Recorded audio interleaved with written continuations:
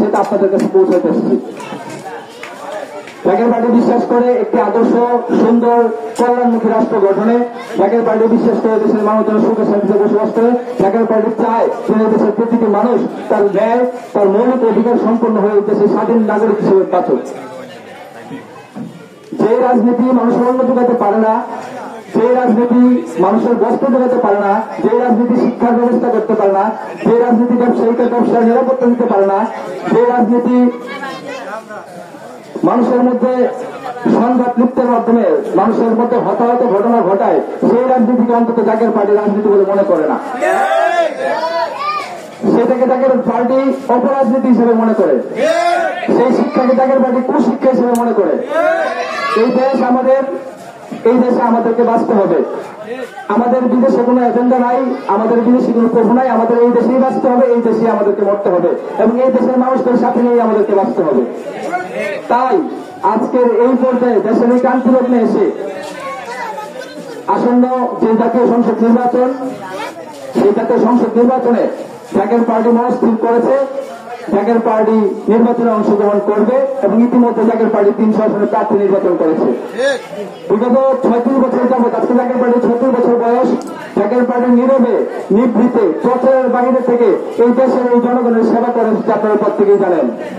1988 সালের প্রলয়ঙ্করী বন্যা এবং যতবার দেশের উপর মহাবিপদের সৃষ্টি হয়েছে, ততবার জাকের পার্টির মাননীয় চেয়ারম্যান প্রচারের বাহিরে থেকে দেশের সেই বিপদ থেকে উদ্ধার করার জন্য মাঠ পর্যায়ে তিনি এবং তিনার নেতাকর্মীদের তিনি ঝাঁপিয়ে পড়েছেন। কিন্তু আমরা দেখতে পারলাম যে প্রকৃত মানব সেবা তখনই পাওয়া যায় যখন দেশের রাষ্ট্রীয় ক্ষমতায় যাওয়া যায়।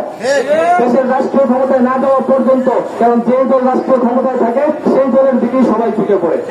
তাই জাকের পার্টি সিদ্ধান্ত নিল আমাদেরকে রাষ্ট্রীয় ক্ষমতায় যাইতে হবে এই দেশের মানুষদেরকে বাঁচানোর জন্য, এই দেশের প্রকৃত গণতন্ত্র ফিরিয়ে দেওয়ার জন্য, এই দেশের মানুষের প্রকৃত মৌলিক চাহিদা, এই দেশের মানুষের প্রকৃত অর্থনৈতিক মুক্তি, যে মুক্তি এই দেশের মানুষ 54 বছর পর্যন্ত পায় নাই, সেই মুক্তি এই দেশের মানুষ 54 বছর পর্যন্ত পায় নাই।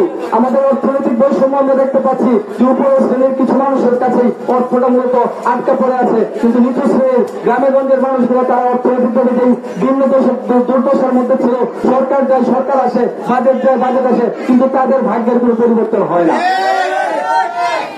আপনাদের সিদ্ধান্ত আপনাদেরকে নিতে হবে। আপনারা কি আপনাদের ভাগ্যের পরিবর্তন করতে চান কিনা?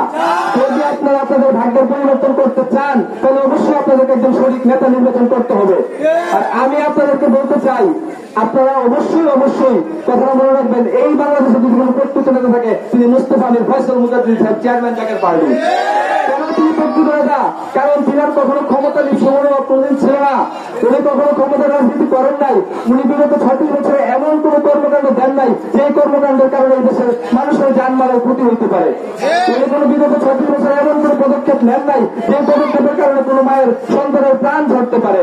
উনি ক্ষমতা ছেড়ে দিচ্ছেন শুধুমাত্র দেশের মানুষের চিন্তার, মানুষের শান্তির কথা বিবেচনা করে।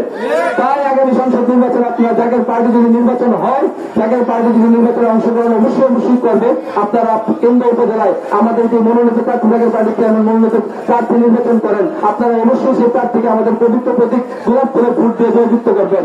ভোট আপনার আমানত, এই আমানত আপনি বিদেশে দিবেন না, এই আমানত আপনি অবশ্যই একজন সঠিক এবং সৎ ব্যক্তিকে আমানত দান করবেন। যদি আপনি আমানত ভুল করেন তাহলে অবশ্যই কালকে আমাদের রব্বুল আলামিনের নিকট আপনার সেই মহান বিচারের সম্মুখীন হতে হবে। এই বলে আমি আমাদের সর্বত্র এখানে শেষ করলাম।